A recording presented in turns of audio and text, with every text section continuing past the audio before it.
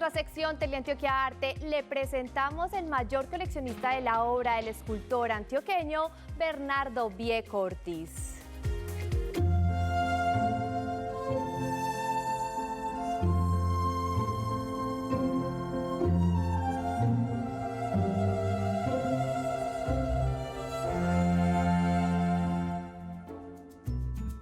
Esta semana el arte nos lleva a Madrid, España, donde los reyes de ese país inauguraron la Feria Internacional de Arte Arco Madrid.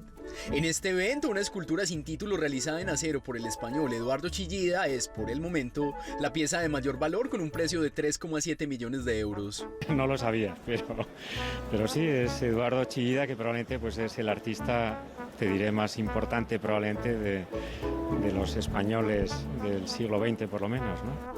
Entre los colombianos, el artista Nadine Ospina ha llamado la atención de los medios españoles y de la crítica especializada tras presentar su obra de gran formato Aletheia, la fuente de los sueños, una escultura impresa en 3D. El escultor Bernardo Vieco Ortiz murió en Medellín, su ciudad natal, en 1965.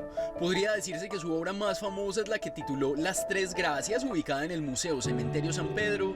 Y fue su nieto, bautizado igual que el abuelo, quien desde hace más de medio siglo decidió ser su albacea, el mayor coleccionista de su obra, de la que resguarda unas 50 piezas en su hogar en El Poblado. Cuando yo estaba pequeño, me enviaron a Bogotá en vacaciones del colegio.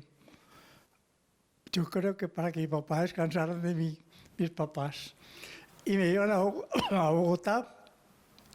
Y en Bogotá estuve con mis abuelitos, pegado de mi abuelo todo el día en el taller, que él tenía el taller en el primer piso y vivía en el segundo piso. Y así amasando barro y jugando con muñequitos allá.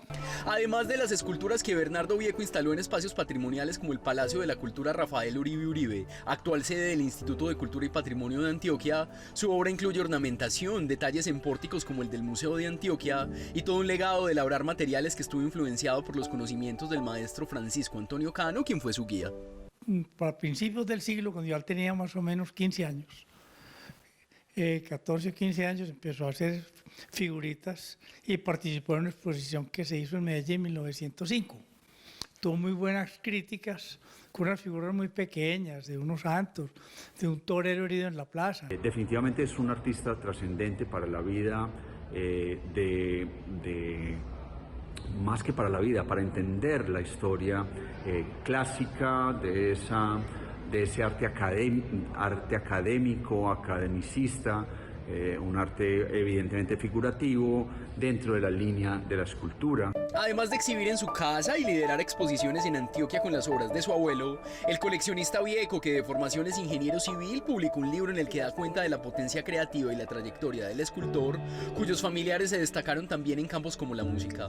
Me puse a la tarea de investigar sobre mi abuelo. Empecé a estudiar ya seriamente sobre él. Contraté a la ayuda de unos historiadores, los conseguí y me presentaron una información muy buena que ya justificaba hacer una publicación. Ahí nació la publicación del libro de mi abuelo, sobre la vida de mi abuelo. El heredero de la obra de Bernardo Vieco trabaja de la mano del gestor cultural Roberto Jalbo, director del Museo Maja de Jericó, en una sala dedicada a las esculturas de su abuelo que esperan inaugurar en este primer semestre de 2023. Tengo muchas estatuas religiosas de personajes ilustres. Tengo elementos pequeños como santos, cristos, relieves, placas con relieves. La Galería Casas Rigner presenta una nueva publicación que se titula Naturaleza casi muerta y recoge uno de los momentos cruciales en la obra de la artista colombiana Beatriz González. Cuenta la historia que en uno de sus recorridos en 1965 por la calle 12 con carrera sexta en Bogotá, en los almacenes de arte religioso, la pintora se encontró las láminas de gráficas Molinari que son definitivas para su trabajo por el color y las temáticas de las mismas. Gráficas Molinari fue un taller de gráfica popular fundado en Cali en 1952. Desde ese momento y hasta finales de los 80, reprodujo las láminas que se comercializaron por todo Colombia y algunos países de Latinoamérica. Llegué allá y encontré las láminas y cogí una cantidad, un bloque de láminas. Las láminas se dividían como en 3 o 4 tipos. Estaban las láminas, las láminas religiosas en primer lugar, en que estaban todos los santos muy reconocidos, y después estaba las láminas patrióticas, donde estaba obviamente Simón Bolívar y General Santander y Antonio Nariño y todo eso.